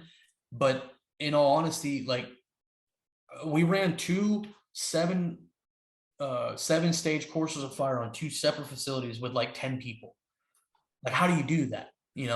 Well, like we had everybody ROing or doing something. Gary was out there running a stage. Yeah, crazy. Josh was somehow running a stage, taking pictures, fixing people's guns, and MDing the Josh, whole KD side. Yeah, Josh is a psycho, man. Josh is like, I was over there just trying to hold my stuff together, because I take this stuff personal, and I think people who know me understand that I don't care about people's opinions of me, but if it's something that I'm invested in, I care about their opinion of that and how that goes, and I take it very seriously. So when my side doesn't run the way that I want it to, I get wrapped up in that, and I don't get emotional. I get more or less aggravated that it didn't go the way that I wanted to, but that's a normal thing. But yeah, as far as if you're not ready to shoot a match, or if you're trying to kind of put your foot in the water and see if it's something that you want to do, the best way in order to get into it is by ROing something. So if you're looking to do, or just volunteering in general, so if you're looking to come to one of our matches but you're not ready yet, I've got something for you to do at that match. Yeah. Okay, and you're going to learn it, or you're going to learn stuff that's going to help you when you go do your first match or come to one of your first matches. You're going to make a lot of friends that are willing to help you out. You're going to eat really well, because we always have good dinners. Amen to that. Yeah. You're going to have a chance at a crazy prize table, with the raffles, and donating towards, something that's really, really close to a lot of us in the core group for the Guardian. And as an RO, you get $100 worth of tickets. Free. Which I'll be honest with you, I'm going to announce this now. Next year, Gary has decided to take a little bit of a sabbatical, and he'll probably be at the matches, but it won't be at the same capacity that he usually is. Because if you've ever seen Gary at a match, he's running around crazy trying to get stuff done, or he's ROing, or he's just trying to get everything together, or doing the raffle, or doing 100 miles an hour in a minivan. Yeah, he's 1,000 miles an hour, and he's never in the same place for more than 15 seconds. Like, he's just crazy. So we've decided as a group that we're going to take that back off a little bit. And the reason that I'm bringing that up is because myself, Heidi, and we'll say an unnamed partner right now, or an unnamed person right now, have moved into that role and split it up into basically 3 sections, right? So if you're looking at it from kind of an executive way, Heidi Beaumont, which if you've ever been to a Guardian, you'll always know who Heidi is. Oh, yeah. She's the sweetest, nicest lady, little thing, but she's the best, right? We have named her an interim president for right now, because she deserves it, in all honesty. And then underneath her is myself and that unnamed partner, to where I've kind of slid into, or I have slid into the COO position, which basically is like a national match director on steroids. So everything that happens with the actual matches, as far as where they're going to be, what time of year they're going to be, who's running them, what needs to be there, steel, all of that kind of stuff, I'm taking over, and then filtering that down to the people who need to know about that underneath me. And that includes the training side of it as well. And then on the opposite side, we have SHOT Show coming up. which myself, Josh, and Gary will be there in order to do a lot of the donor engagement stuff again this year to make sure that those tables are exactly the same or a little bit better than we had last year, this year right now. So with Gary stepping away and reeling it back, coming back to the RO thing, I will tell you that next year, this coming year, the ROs and the volunteers that come out, you will get more than $100 worth of raffle tickets. I will tell you that right now, because I appreciate everybody who shows up. And for the people who show up, I feel like you need to get a little bit more, but I also need to pull people out of the weeds. And I hate doing it in a monetary way, but at the same time, like if you showed up, I feel like you should get, you should get a pat on the back for helping us out, because I think once you show up and help, you're probably either going to want to shoot matches or you're going to want to come and help us whenever you can after that, because it's just a different experience. It's really, like I said, it's really, it's a heavy thing to talk about and think about on the weekend. Like it's a heavy thing to really, really kind of sink your teeth into and understand what we're doing. But as soon as you get involved with it, it's almost like an enlightened feeling, like you've actually done something that's bigger than yourself, because that's exactly what this is. And so just that little snippet regarding the raffle and stuff like that. If you're going to come out, I'm going to tell you thank you in a serious way. And so if you're thinking about signing up or anything, just go to guardianlongrange.com/volunteer. They got a real nice, form to fill out. I know as soon as right after I filled it out, Heidi texted me and she's like, "You're coming?" So yeah. She's the best. She really is. She's the best. I've shot with Heidi literally since like she very first started.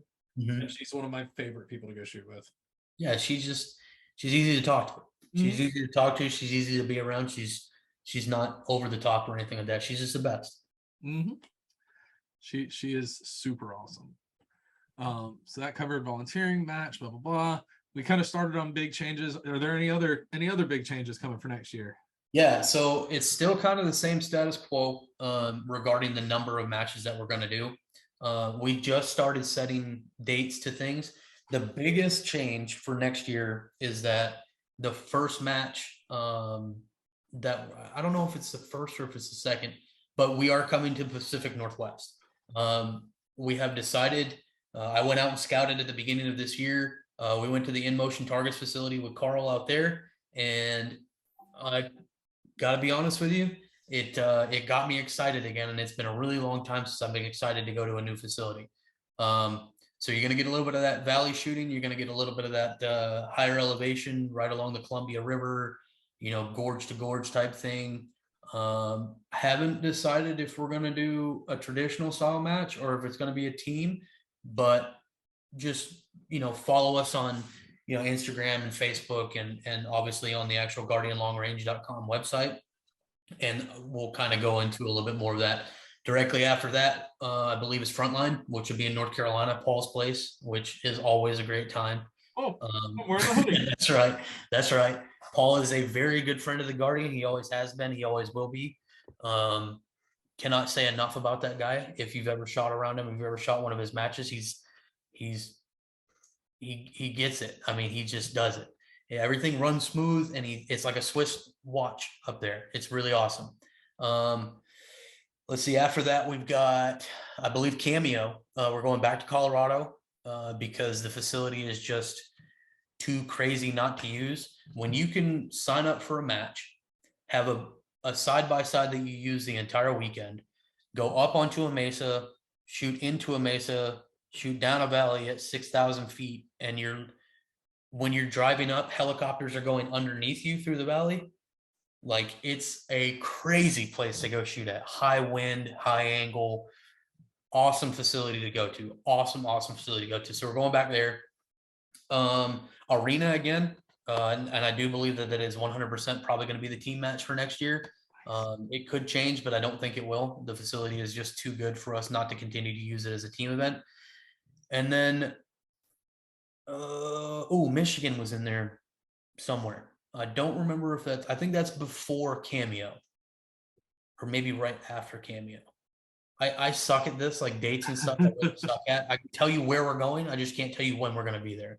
So Colville, Washington, Cameo, Colorado, Frontline, which is Warrenton, North Carolina, MTC, and then Arena. And those are the 5 that we have on the list right now. It could change to 6, but I have to go scout this other facility before I make a decision on it. And I'll just say that if you remember GTI, it's very similar to that. Very similar to that. So it'd be nice to bring something back along those lines. That is awesome. So we talk next year. What do you and the board see Guardian looking like maybe 5 or 10 years from now? That's, man, it's actually really convenient that you asked that question, because we just had a board meeting in October regarding Gary taking a sabbatical and kind of taking his time off a little bit. And those questions came up, and I'll tell you a couple things, but I'm not going to say like everything, because we're still trying to work it out. But one of the main ones that I remember bringing up, and a lot of people have kind of asked for, is 22 matches. We have talked about doing, whether they're even just a regular 1-day 22 thing, or if we want to do the same thing as how we run our 1/2 day traditional Guardian match. We're still trying to flesh that out. The good thing about those is that I don't need to have a 1,000-yard facility in order to run that. So there's a lot more local ranges that I have access to, not here, but just like in certain regions that we can use. And I will tell you that in the coming future, the Guardian will be more diversified across the country, to where I was a big advocate for us going to Colorado. I'm a big advocate for us going to the Pacific Northwest, because that's an untapped region that we haven't been to.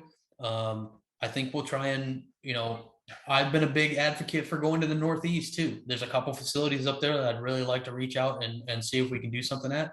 So just expect us to be more diversified across the country. Another one that came up was, regarding the Guardian in general, as far as like on the kids side of thing, I think, we've kind of batted the idea back and forth around, scholarships or, donating more. I know that amount is always going to go up if we have the ability to use it, or if we have the ability to do it, because we're not a nonprofit that just holds on to a bunch of money and then, pieces out each piece and part of it. If we do an event and it's not profitable, and I have to say profitable that way, like, it's hard for us to go to the next place and give out another $15,000 check. Like, we have to have a good turnout in these events in order to continue doing what we're doing. So as long as we keep going upward in trajectory as far as the quality of matches and the number of people who show up, we can continue to do that, and we can continue to give a little bit more. So I wouldn't be surprised if 2024, if we're not giving $20,000 to $25,000 checks away versus the 15, because we've gone from 3 to 5 to 10 to now 15 where we're at now. So if we keep going in the right direction, just like any, good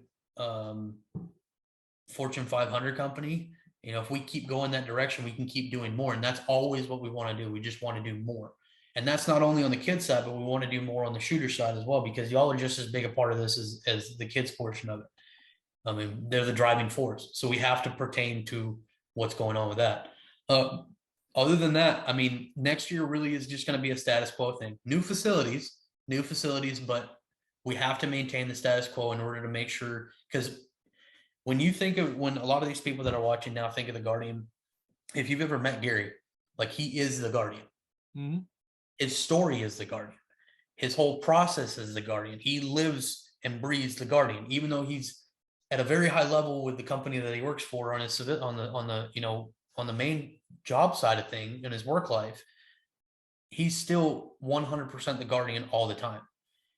So filling those shoes to the extent of the things that he does for the Guardian right now, I need people to understand that you can't expect us to do a whole ton of stuff when we're still trying to figure out how to fill those shoes for however long a period of time that Gary decides to be away. So will we continue to keep the quality that we did this year? Absolutely. Never, ever going to be a doubt of that, because it won't happen. I would much rather do 2 matches and be able to manage those 2 matches and then be the best thing that we've done than do 6 matches that are subpar quality because Gary's not involved. Mm-hmm. That's just plain and simple how it has to be. And, you know, in the role that I've been put into now, I have the ability in order to look at people and say, we're not going to do it then. I mean, plain and simple. We just don't want to give up what we have, because it doesn't make sense to go backwards. We always want to go forwards. But I'm not saying that we're going to be stagnant next year, just saying that we have to just maintain this level until we decide to bump again. Yeah. I think before the show, we used the terms quality over quantity. Yeah, 100%. And Yep. Any business, company, match, anything with that mindset going into stuff has the right mindset.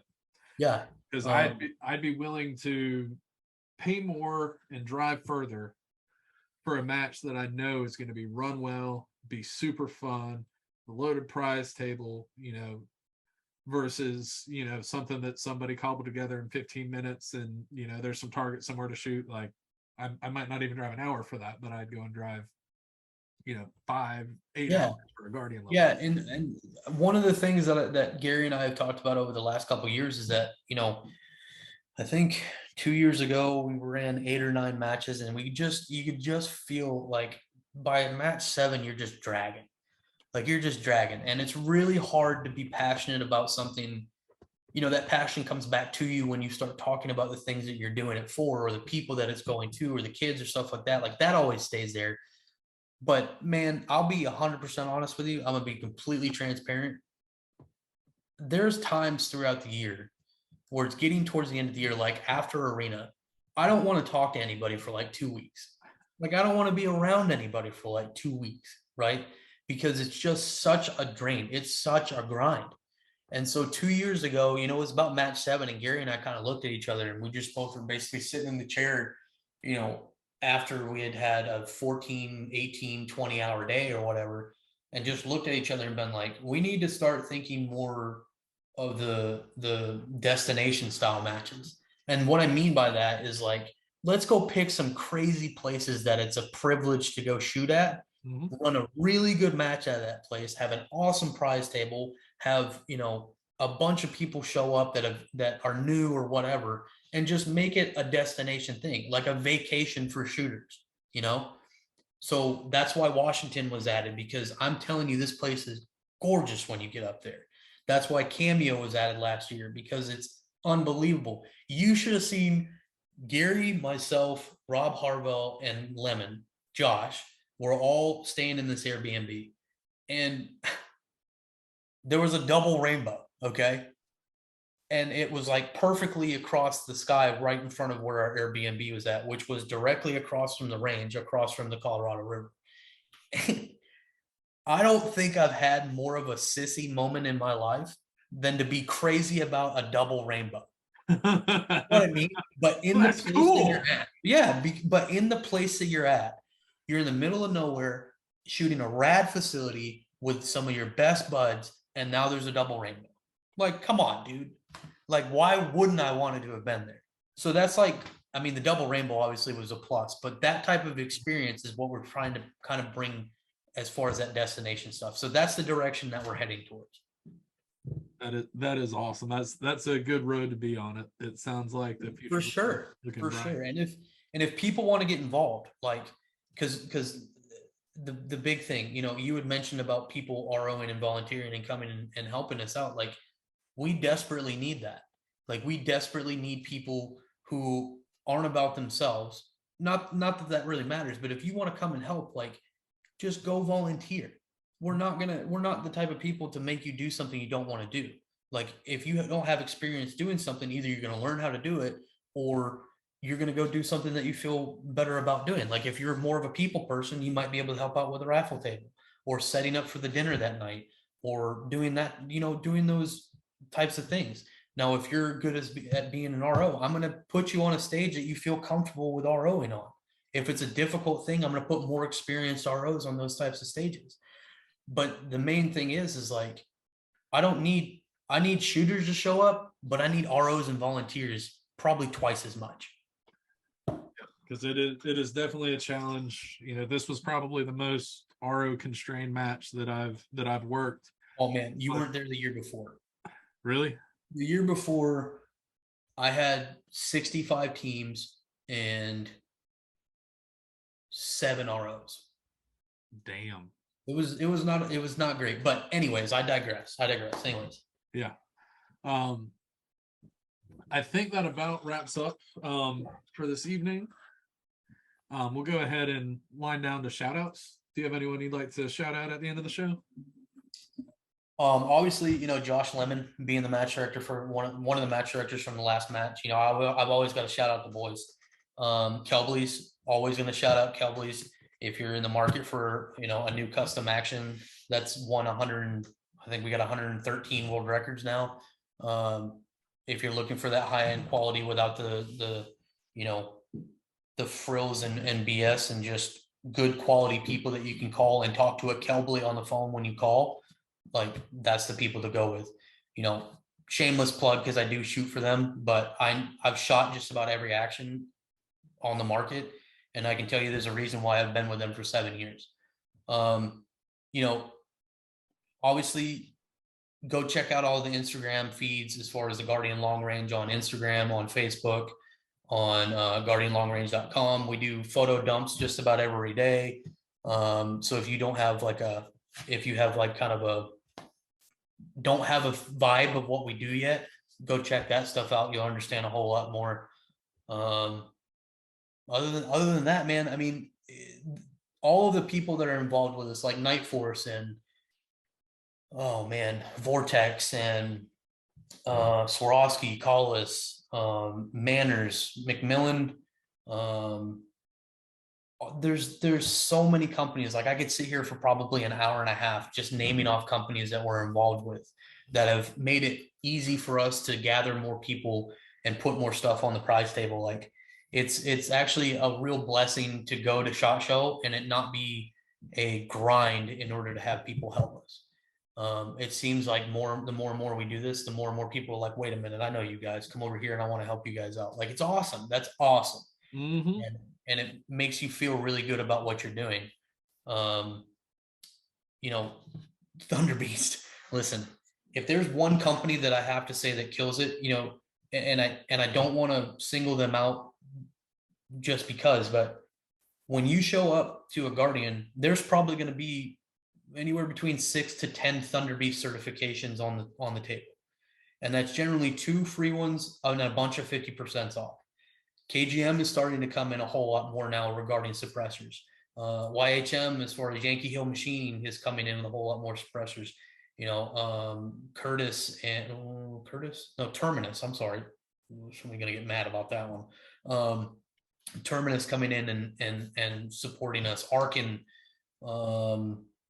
man, it's seriously a crazy long list, and I feel bad about not being able to sit here and tell all of them. But everybody that's involved with us, we really appreciate you, and we're going to do more for you in the future regarding donor engagement type stuff. Awesome. And shout outs on my end. We'll go GSL suppressors up there. Shooters and sharpshooters are the guys to our local indoor and outdoor ranges. Big shout out to PDC Custom, one of the supporters of the Guardian Long Range, not only on the appreciate him coming out this past weekend too. That was awesome. Yeah, Craig drove down to shoot and had partner issues and heard there was RO issues, so last minute he switched gears and loaded up his truck with targets, helped us set everything up, and RO'd all weekend. I got my new beautiful lime green chassis that's in the garage right now because I tried to start on that before this show, and we'll pull that out soon. Shooters World Powder, Hunters HD Gold, super cool up there. I'm blind as a bat, and they really, really helped me be able to RO and shoot. And then Fix-It Sticks. I knew I threw those at a couple of shooters this weekend that were having some issues, some real good stuff. And especially I'd like to thank you for coming on and spending, I told you it was going to be an hour, so like what, 2 hours later? It's never an hour thing whenever it comes to the Guardian stuff. There's just so much involved. But yeah, man, I really appreciate you having us on. I mean, just from the Guardian alone, first of all, I want to appreciate the fact that you came out and RO'd. That was awesome. And then second of all, giving us a platform in order to talk a little bit more so that people can understand what the real deal about it is and the grind that goes on behind the scenes. Anytime. I'm sure I'll see you at least one next year. And with that, that's a wrap for episode 389. We will see you guys probably not next week because it's Thanksgiving, but probably the weekend after that.